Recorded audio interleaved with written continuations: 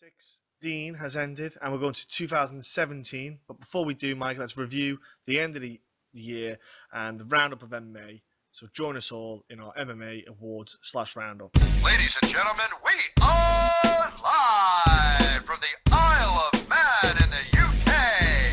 This is John and Mike's MMA Corner.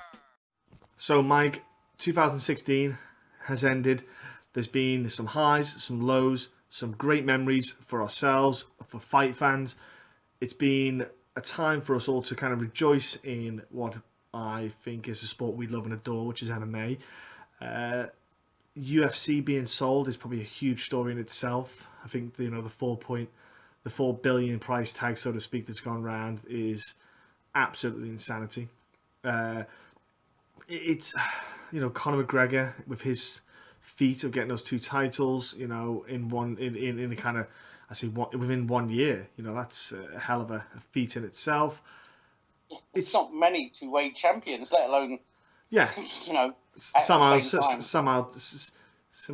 I can't even say that word right now. Simultaneous. That's the one. So it's a marvelous kind of time to have some experiences for us to look back on. Some great fights, some fighters that came along and just surprised us, and some fights that came along and didn't show up really. And there's been things going on outside the MMA box, outside the fight scene, so to speak, on personal levels for some fighters. And let's talk. Obviously, people, we're going to look at our award ceremony. We've got a list of kind of categories. We'll jump over female fighter of the year, male fighter of the year, breakthrough fighter of the year. Then there's 3 just straight off the cuff, Mike. I think what we'll do is, Mike, we'll do them 3 first, and then if there's anything we want to talk about, we'll do it like in clusters of 3, and then we'll just have a little chinwag between each one. So we're kind of like the Oscars, and we can go and get dressed and get a new dress on, and get all changed. Yeah, good. Okay. I'm just thinking, how many t-shirts have I got around? So let's start, Mike. Okay, like I always think, ladies should come first, and we're going to do female fighter, Mike. It's a huge thing to talk about, the female fighter. It's a very poignant position. Can I have your female fighter of the year, please? Okay, mine might not come as a major surprise, but I'm going to pick Amanda Nunes for going out there and just, looking quite scary, shall we say. Yeah, Amanda Nunes, I'm with you as well. I had to wait until the end of that fight between her and Rousey to decide. Because if she didn't get it, I would have had to pick someone else, obviously. But I think for what she's done this year, Amanda Nunes, let's look at that fight itself. Ronda Rousey took the year out. She didn't do the media stuff. There was no open workouts, etc. And then she came along and pow, she got absolutely starched by Amanda Nunes. Now, I predicted it. I said this would happen, and it happened. Mike, it's... like we've said before, we'll say it again. You can't forget what Ronda Rousey's done for the sport. Yeah, praise where praise is due. Yeah, she's done more than you can put into context. But she's also shown there in you need to be a champion outside of the cage as well. And I don't believe she's been doing that. Okay, I know she lost her title. That doesn't mean you stop being a champion. You know what I mean? You still carry on living like a champion.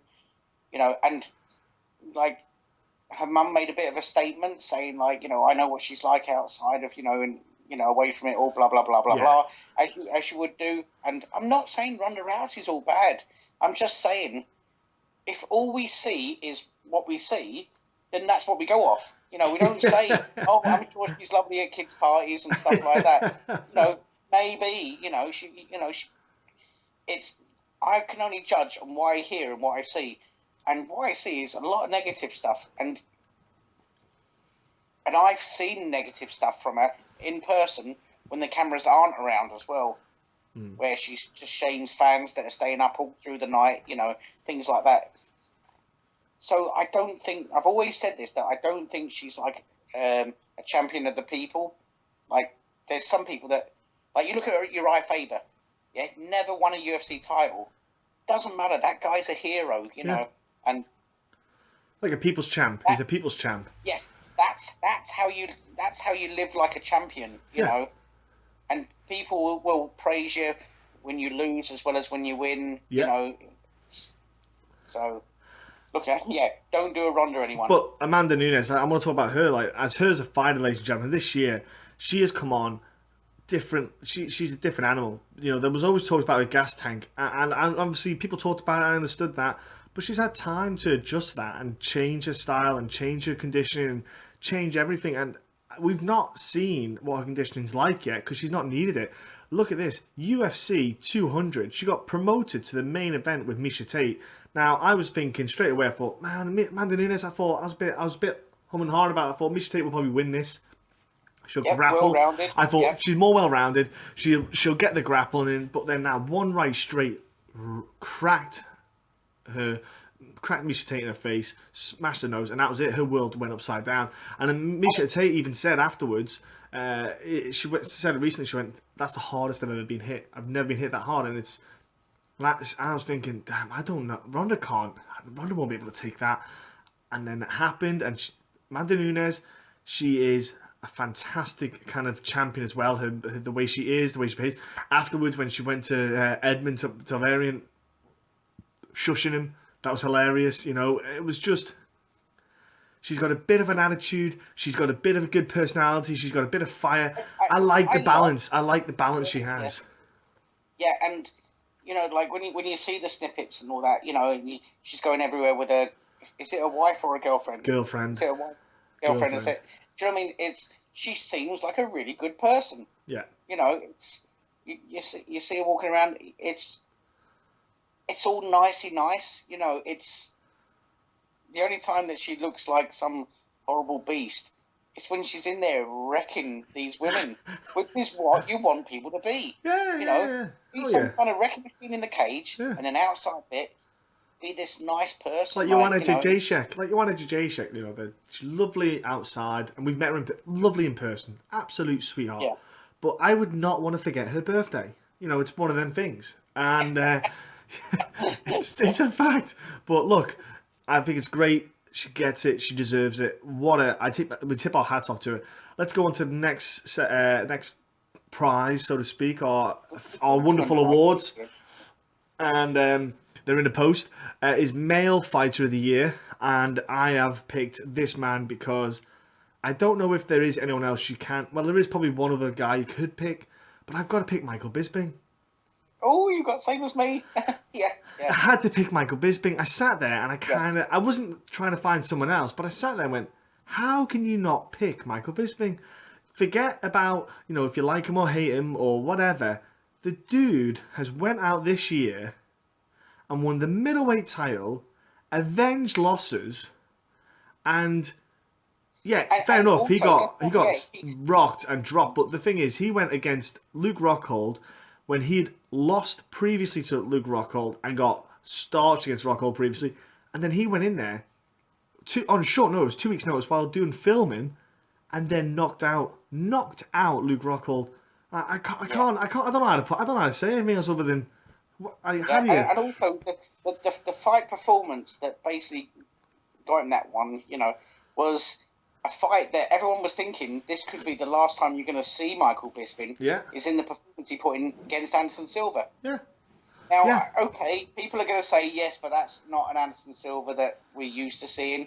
Okay, but it's still a bloody dangerous one. Yeah. You know.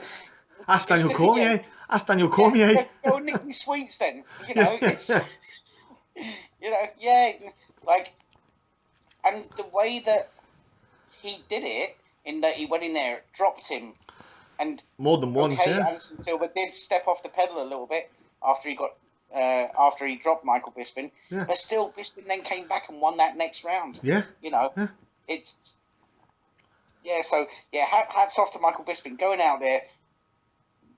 So this year he's beaten Anderson Silva.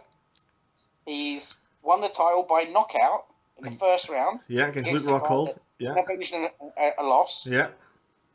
And then also, Dan Henderson. Now, okay, it might have been Dan Henderson's last fight. He might be 104 years old and all the rest of it. But how much pressure was on Michael Bisping? In his hometown in Manchester. And it's Dan Henderson, the guy that's made a highlight reel out of him. Yeah. Michael Bisping is a part of so many jokes because of that. and to go out there and perform, and also to get dropped in 2 separate rounds, and it was like you and me were sitting there, and we were like, I don't know. I was jumping out. I couldn't believe it. It was crazy. It was wild. But it was one of them things where you just sit there and you go, do you know what? And Bisping worked and worked and worked and said it time and time again. I'm going to be the champion. It's my destiny. But he said it over and over again. He's been in the UFC for years, from the Ultimate Fight, and eventually, finally, he got it. It's just, do you know what? And also, you know what? He didn't go and lick arse. He didn't go and change his personality. No. You know, he's carried on being that same, like half the planet hate him, and wrongly, I think, because I think he's quite a funny guy. Yeah. I think some people don't get him. They don't get British humour. They do not get the British humour, let's be honest. I think he's dead funny. You know, but he hasn't changed his way to try and win them over. He's no, that's like the Dominic Cruz interview that he did. Yeah, I take it you've seen it. Which one was that one? He says like, "Oh, I think you're a really nice guy," and all that. And he goes, "Oh, wait a minute, no, I don't." it was literally the pre-fight interview from Fox. Okay. Yeah, like, and he's interviewing Dominic Cruz like maybe 2 days before the fight. Yeah. And he's basically saying like, he says like, you know, you're liked by so many people, not by everyone. Stuff like that. But the thing is, that the people that don't like him pay or will tune in to watch him because they want to see him lose, and you need that balance. You need that love and hate. You need a bit of both. And do you know what? Let's round it up. Like Michael Bisping, well done, well done. No matter what happens in 2017, well done. Also, he's taken over some of the records that have stood for years. Yeah. You know, people like GSP. You know, and so like this guy. When you start looking at some of the achievements he's actually got, forget the fact that he's champion. Yeah. All the other stuff that he's got, like time in the cage, round significant one, strikes landed, all sorts. Yeah. Oh yeah, the guy. You start thinking to yourself, hang on, that's why he's champion. It's not that much of a surprise after all. Yeah. You know, so hats off to him. Beautiful stuff. Yeah. Let's go, Mike. Next one is Breakthrough Fighter of the Year. Now, this can be a male or female.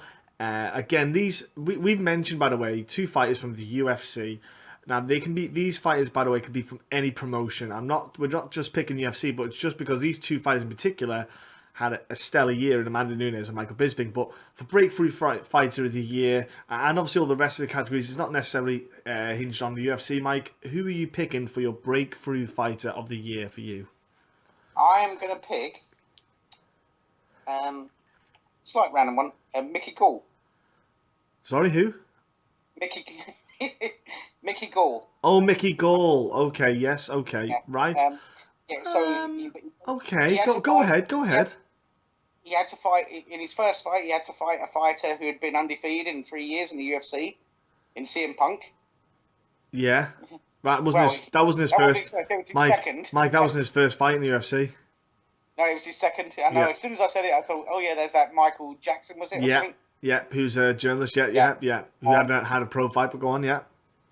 But you know, he stopped all of his opponents, you know, and he's done it well. And do you know what? I like him. He's going out there, you know. He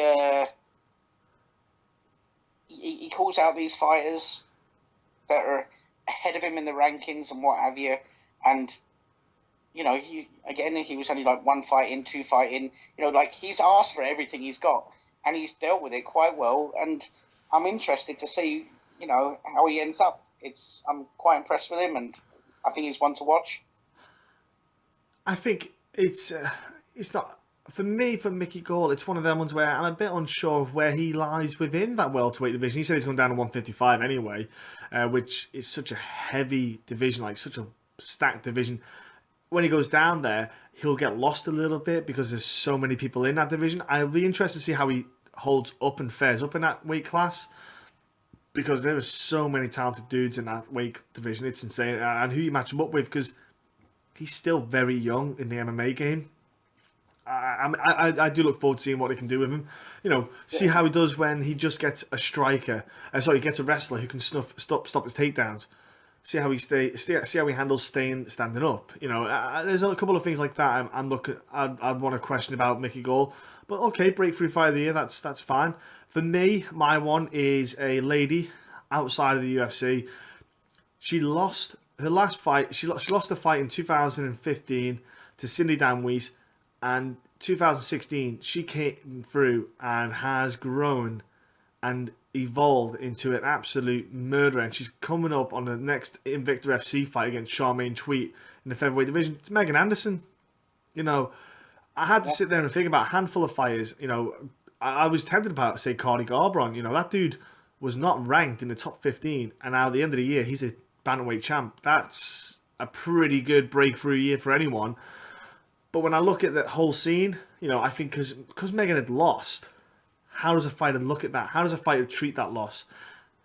How she handled it? She's actually got better and better and better. Her striking is getting better and better. From it, like, yeah. She's looking a lot smoother, a lot more fluid. Like, I was questioning her striking at first. You know, she'd had zero head movement.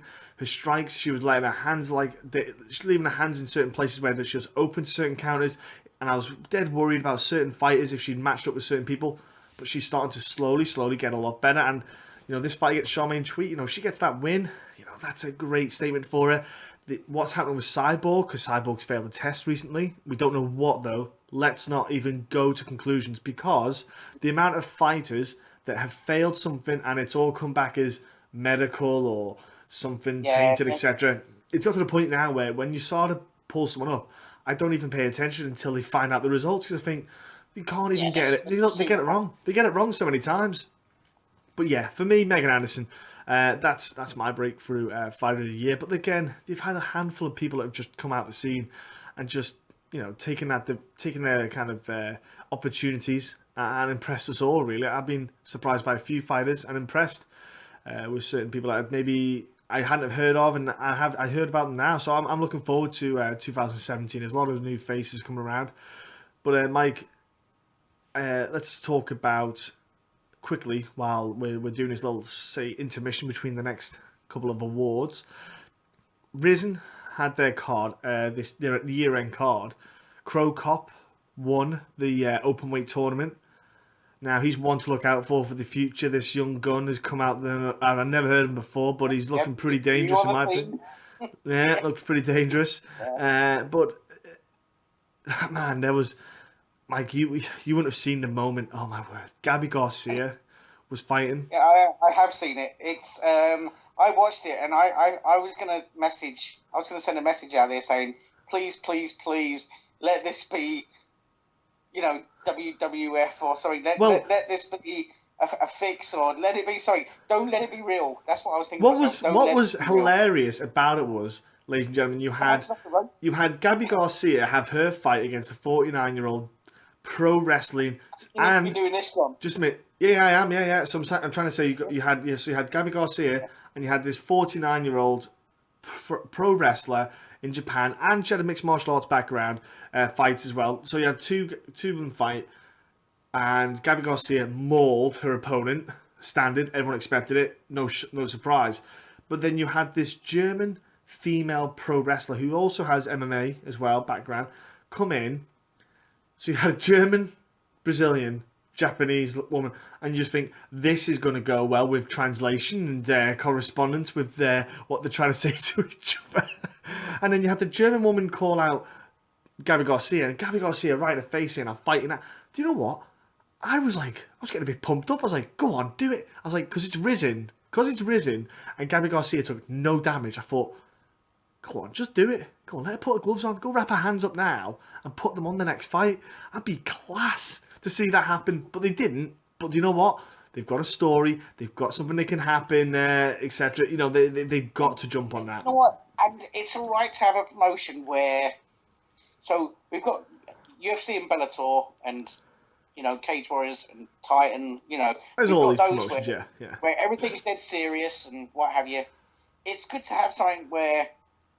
I mean, I'm glad to say that so far I've heard there's been no USADAs have come back with no reports of anyone. No one's failed a test yet. It's clean. It's a clean promotion. You know, so it's so far there's been no one fail. No. No. Risen, which, I think it has to go out there. Well done, Risen. Yeah. No, Cleanest promotion in the world. Well, what I'm trying to say is it's good to have there a promotion where they say, we'll do things a bit different.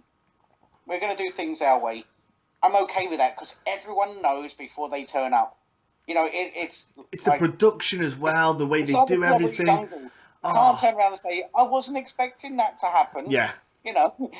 He didn't look that jacked when I saw him in the UFC. It's like, come on, guys. It's like I've always said, I'm a big believer in I don't like drug cheats. Well, if you're not being tested, the way I see it is you're not cheating. Get juiced off your rockers. That's the way I see it is because everyone knows that if you go into Risen, you accept that there's a good chance your opponent might have a few extra additives in his drink. Yeah. That's okay because it's no secret. No one's trying to make a big hush about it. No. It's the worst kept secret in the world.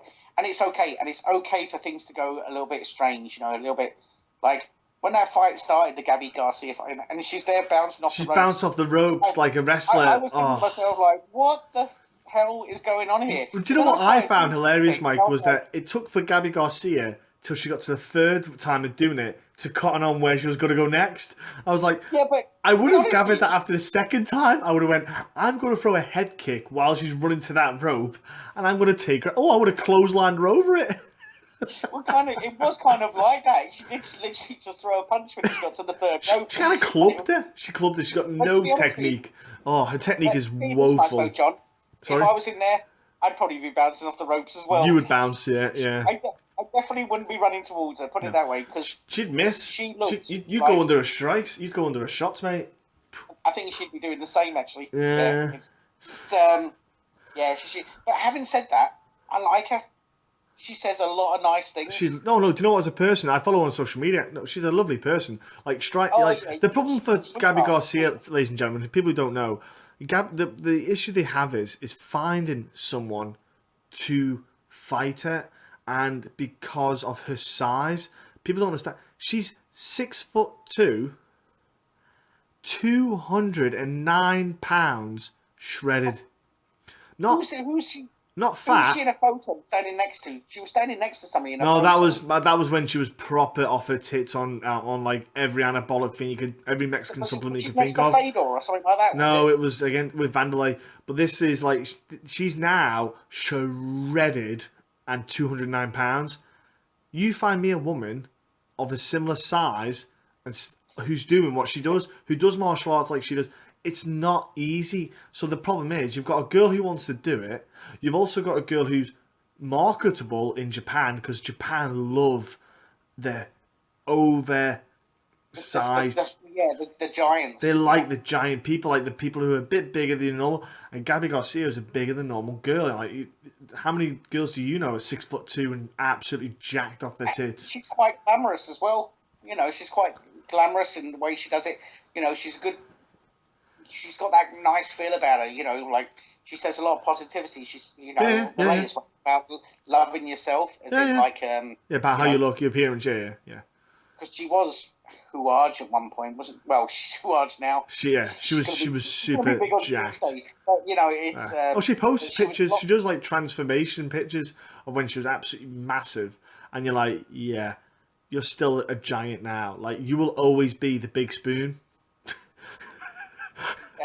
Yeah, you're always going to get what you want. But she's very pleasant how she goes about it. No, I agree. Let's go to let's go to knockout of the year. All right, so knockout of the year. I will do this one. I'll start us off with. It was a hard one to find. Knockout of the year due to the fact obviously there's so many fights and so many knockouts and so many ways to fight. This one I picked because of the story behind it as well as the finish itself. This is Gerald Harris versus Aaron Cobb at Legacy FC 63. Now, Mike, you might have seen this knockout, but you probably don't know. Slam? Sorry? It's the slam one. It's the slam one. Here we go. We're ringing a bell. Do you know the story behind all of it? Do you remember it? No, I've seen the slam, but I don't know the story. Right. Okay. So Harris and Cobb were due due to fight at Legacy FC at welterweight. Okay, now Cobb called up a few days before the event and said, "I'm not going to make the welterweight limit. I'm over 200 pounds." So they said, "Make 205 pounds, and we'll make it a light heavyweight fight. We'll speak to Harris, and we'll make it happen." So Cobb turns up. He told him that he weighed 220 pounds. 4 or 5 days before the event. He turns up, he's still 220 pounds. Gets on the scales, didn't lose a pound. Didn't even try to get to 205. So then Harris has to sit there and chug water to get to 200, over 205 pounds to make heavyweight. Yeah. So then he goes in, ladies and gentlemen, and it was a Tito Ortiz-esque moment. It took me... I think I pick it because I go a little bit, reminiscing and going a bit old school. Like, Harris, picked him and slammed him straight down because he was literally... Cobb had his legs around his waist, slammed him down and knocked him out. And it was just kind of poetic justice that his weight contributed to the knockout of the slam. The gravity, the force, the gravity, the force, everything. So it's the irony and the fact that you don't see it often happen these days. I have to pick that as my knockout of the year. And it's disrespectful to your opponent not trying to make weight. No, Mike, he was 50 pounds over the original weight class. There's disrespect and there's giving no fucks. Yeah, it's almost like... Yeah, no, I didn't know that story, but now I've heard it. It's a cracking story. I'd seen the fight a few times, right? And it's doing its run of the it's going around the world. I thought it was amazing when I heard about it. It is a good knockout in its own right. Yeah. So, Mike, your knockout of the year. Yeah, so my choice is not purely just because of the knockout, although it is quite a good knockout. It's watching it live and hearing the noise afterwards. Because there is no noise. I got a feeling I know which one this is, but go on. It's Stipe Miocic knocking out Verdum, winning the heavyweight title. It's a good knockout in its own right, but then it's almost like,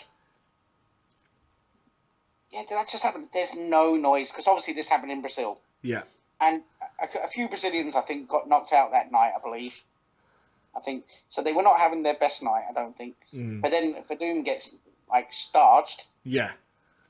And he's up on the cage saying, "I'm world champ. I'm world champ." Yeah. And you can hear him as clear as day. Yeah. Because there's another noise in there. Hear a pin drop. Yeah, I know exactly what you mean. I remember that to a T. Especially what was beautiful about the knockout was that Miocic stepping on the angle and then throwing that right hand. Beautiful. It was beautiful. Verdum obviously shot himself in the foot by just running at and chasing down Miocic. But then again, you live and learn. That's a good one, Mike. It was a... And it was another feel-good one because you've got the Stipe Miocic, who's a fireman, remains a fireman. Yeah, he could have been male fighter of the year. How many heavyweights go in a full year? Keep never mind, win a belt, defend a belt, and the way he's done it, it's hard to not even put him up there. Heavyweight to actually defend the belt. Sorry? Isn't he the only heavyweight at the moment to defend the belt? No.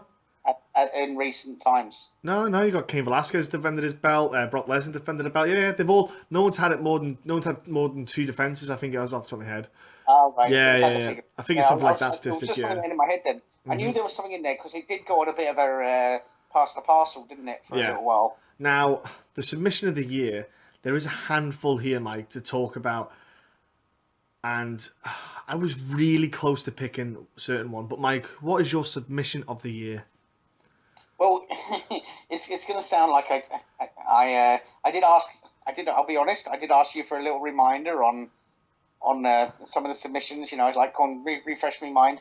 And the first one you mentioned, well, I think it was the only one you actually mentioned, it just rang a bell because I remember watching it live and thinking to myself, that guy has just given us a rough idea just how another level he is in Damian Maia, Carlos Condit. Now, Carlos Condit, I've always said, now I know he got one of these plastic titles while GSP was on the sidelines, but then he went and sat on the sidelines himself for the same amount of time. So it was like, it don't matter how many welterweight titles there are, no one's no one's fighting. It's. Yeah.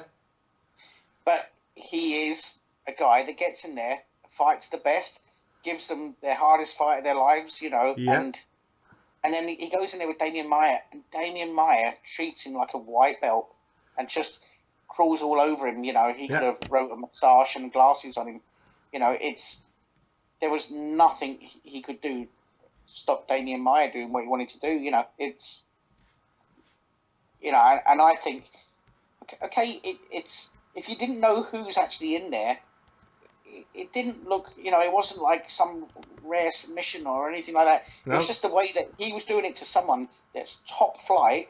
Yeah. Like very top flight. Yeah. It's not like he's knocked him down with a strike and he's now going in there to someone that's sort of like half out there and he's just throwing on a choke or anything. He just basically went in there and it was like a man fighting a boy, Yeah. No, it was a masterclass in cutting through someone's guard and getting back and just putting that. It's that pressure that he puts on with the choke. I think that's what's so incredible about Damian Maia. And he has, like, if he doesn't get a title shot, like next title shot, it's embarrassing. But then again, it's all about the money. Anyway, my submission of the year, I was humming and hawing, but I was so impressed by this submission when I watched it live when we were at the event, and it, like, what I loved about it most was the fact that he rolled and transitioned while rolling and controlling the arm. It was Alcantara against Pickett. When he submitted Pickett with the triangle, is the fact that he went for this armbar and then as Pickett was rolling away, he transitioned and rolled into the triangle.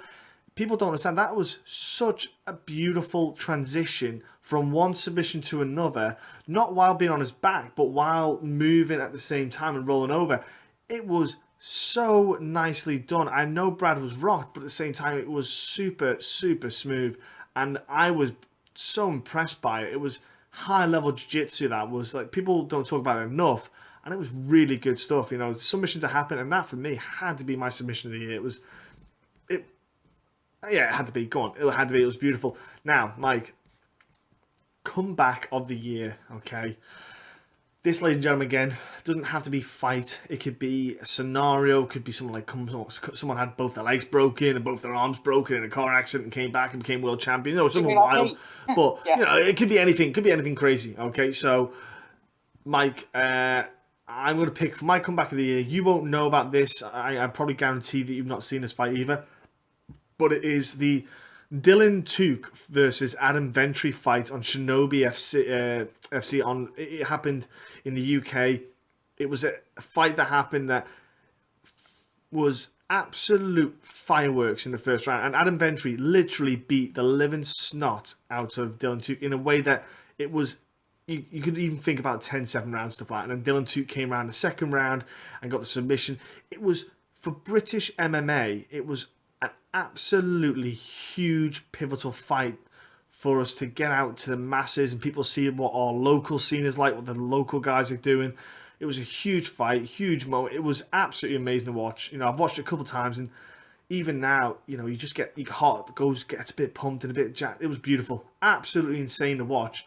You can watch it on YouTube. Anyone, it'll be on YouTube somewhere because that was one of the moments that was just absolutely insane. And Adam Ventry just. Wow, what a hell of a first round, and two coming back in a second. Man, pair of those kids, I take them hat off to the pair of them, man. It was absolutely fantastic. Mike, go on, your comeback of the year? My comeback of the year is actually a promotion. It's Cage Warriors. Right. I think, so they went off, and they were missed, They were missed by local fighters, like the European MMA scene. People did struggle a bit more without, they did miss Cage Warriors. Yeah. And they came back and they crowned a couple of champions through fights. And, I can at least think of one at the moment that went on and moved on to the UFC. And, has had one fight in the UFC and done really well, got a bonus. Jack Marshman. Yeah. Yeah, so I think it's great to see Cage Warriors back, and I think they need praise for it. No, absolutely do. Yeah, I agree. Yeah, it's a good one to have, that one. A bit of a random one, that one, of a comeback. No, it's not, because there's so much there's so much variables in it. It's not And I necessarily. think it is important because they were, they have fed the UFC with a lot of fighters, and also they are there to collect a lot of fighters that then come back to the European scene when their UFC careers are either temporary on hold or are over. If they can decide to continue fighting, so it is important to have them around. No, it is. No, it is absolutely. It's huge to have them around. That it's important for any regional scene to have a promotion that can kind of give people a platform. Mike, we've got 3 more kind of categories left. Let's just quickly touch on the year itself. I think we want to give props to Conor McGregor for the 2 belts that he won within a year. He's done huge things, touching out into the mainstream that in a way that people talk about, and we get messages from people all the time. He's done a lot. He's now having that break because his missus is having a kid. They're going to have a family. He's going to have a little bit of time off. The thing is, with that time off, I think that's great because he's not going to be in your face all the time. It's going to be it's going to be rumbles, and when he's back, it's going to be back with a bang. And I quite like it. I quite like the fact that he's done this. The money side of things. He's talking about the money, getting paid. Everyone's maybe talking about getting a bit more paid. These also, Mike, the other thing is to quickly mention is all these kind of what they call, like, kind of unions, sort of like MMA unions that have all popping out the scene. They're all popping out of the woodwork, wanting a bit of the pie. It's interesting times for, like I said to you, Mike, interesting times for the MMA. They're all starting to come out of the woodwork. There's the lawsuit as well with the UFC going on still. There's a lot of things happening. It's exciting outside of the cage because we're starting to see the line. We're starting to see that kind of build of fighters standing up for themselves, and also the potential bridge of professional outfit with the kind of unions and fighters getting what they should be getting, etc. We've said it for years. They don't get enough. They don't get enough praise. There's not enough in there. So, Mike, what's your thoughts on those?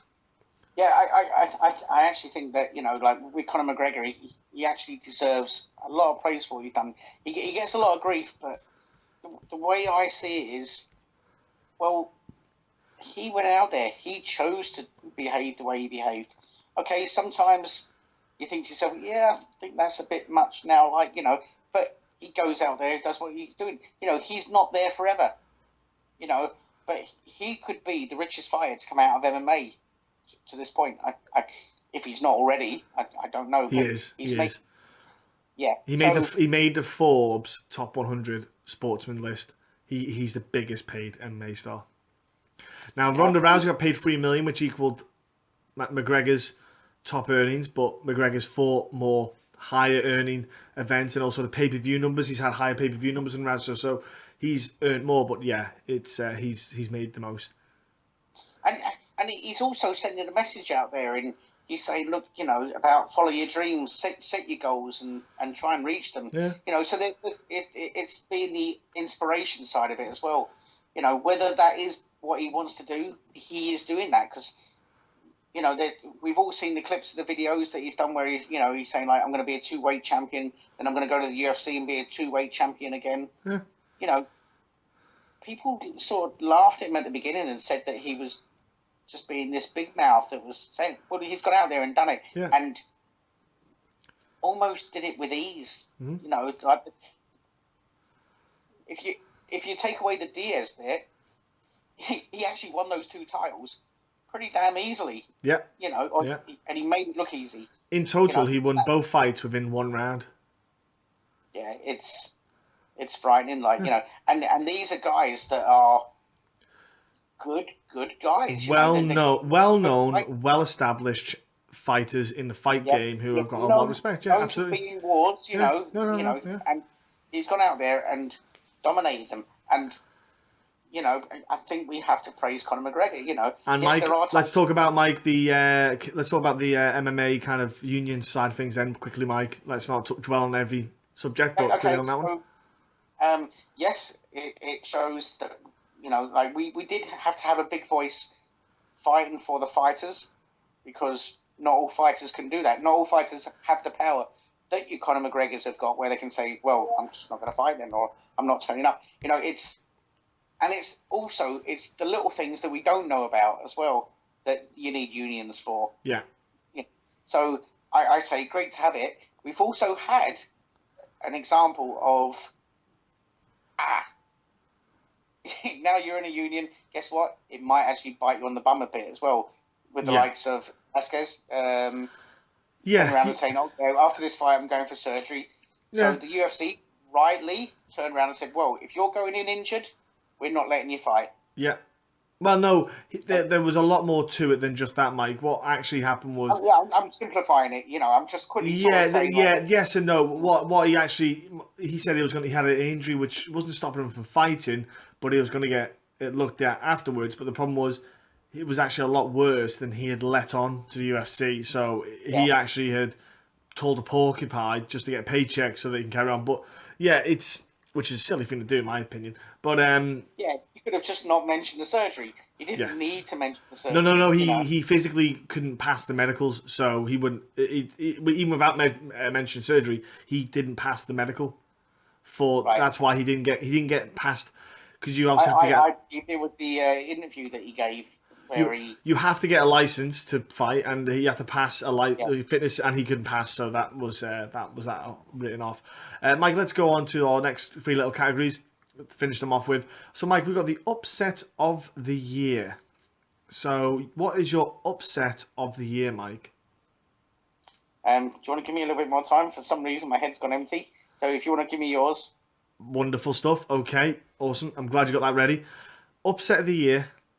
I've got one man who beat two people who no one thought it was going to happen. Scott Cleese is my upset of the year. This man came along and he shook and rocked that apple cart of Cage Warriors kind of plans and ideas for the 155 division.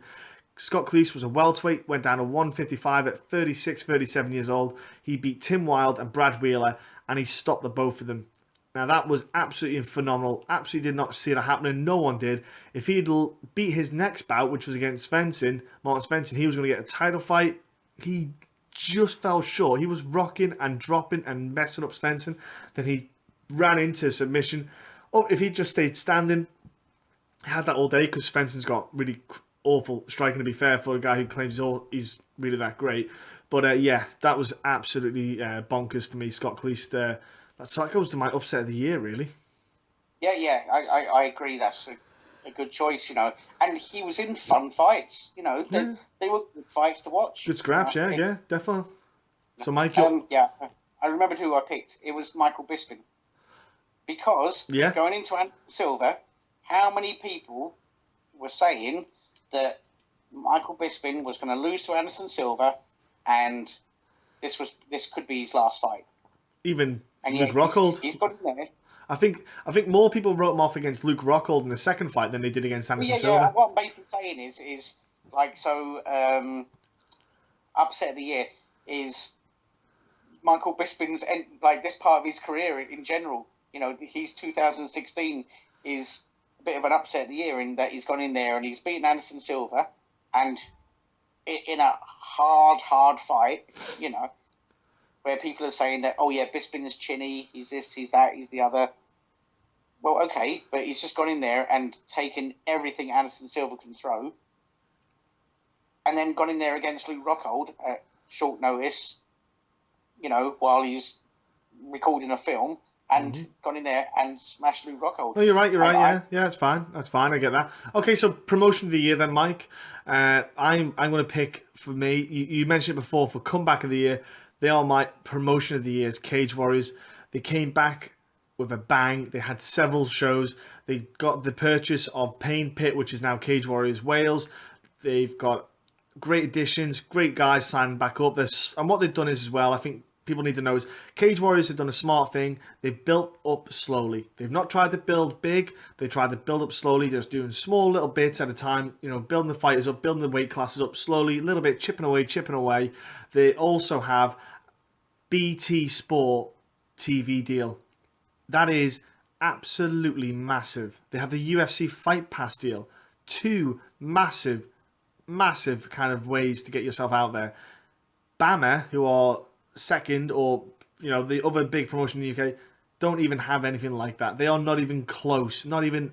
In fact, Bama are so far off. They do last-minute YouTube streams of their show, which BCMMA, which is another UK show, get more views than Bama. This is crazy, and that shows how poor Bama's marketing is and how they're planning and that kind of the TV side of things is. Cage Warriors for me, you know, the fact that they came back, they've slowly built up, they've got the next card coming up. They're already getting fights made on it. I'm looking forward to seeing what 2017 brings. Graham is a smart man. He's just slowly building that platform. Like you said before, Jack Marshman getting signed. You've got Alex Enlin going over. There's countless guys going over and over and over to that promotion of the UFC. Yeah, absolutely buzzing about that. So, what is your promotion of the year, Mike?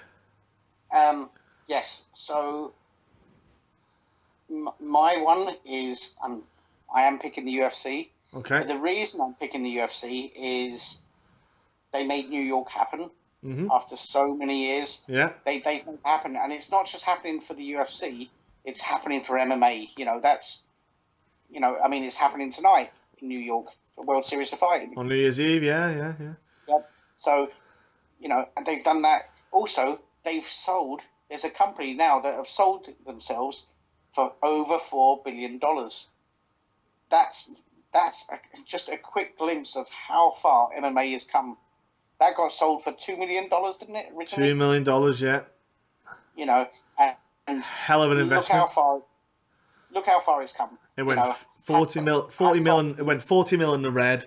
Was just hemorrhaging money, and then all of a sudden just turned things around. And the Fertitta brothers and Dana White, and obviously Joe Silva, they're all sitting there with their little steaks and slices and just laughing their way home. You know, they're absolutely phenomenal. And good on them, because they in a company that was a bucket with a hole in it, and they plugged that hole and filled it, absolutely. And, you know, and they've like the UFC, you know, they've got people talking about MMA that never talked about it before. Yeah. And it's you know, it's being watched in all different countries. You know, I just think that, and the UFC Fight Pass, Mike, as well. That kind of, they've upgraded it. They've made that a lot better than it was. It's so much nicer to use. It's so much more friendly. The interface on it, I like what they've done there. Eric Winter's done a fantastic job. Yeah, it's been absolutely phenomenal. Mike, we've on that UFC. Yeah, bang on. Okay, Mike, the last one is the oh shit moment. Okay, so your oh shit moment for the year, Mike. What's it going to be?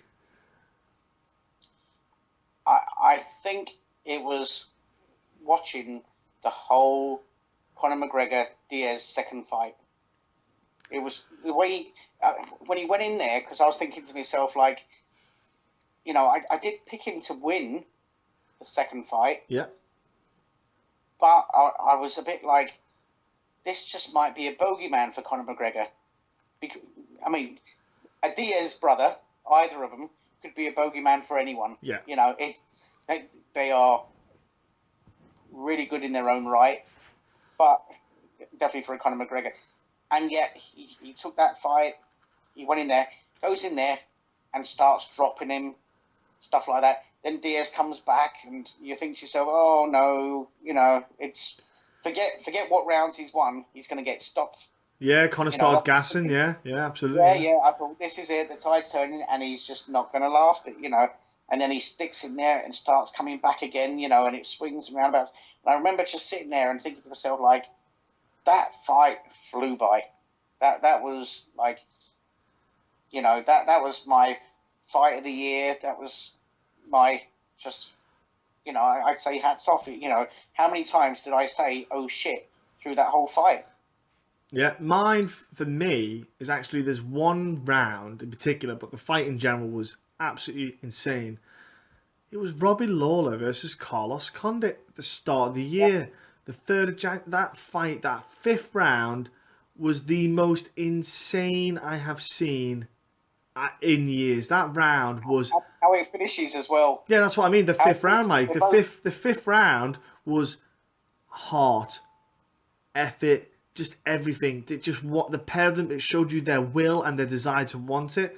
And at the end, the pair of them, their hands on the cage, just everything about that. That fight stuck in my mind all year. Like, there's been some great fights, don't get me wrong. Like, I was tempted to mention the Tony Ferguson and Lando Veneta fight. That was insane, but I just can't get that fight out of my head.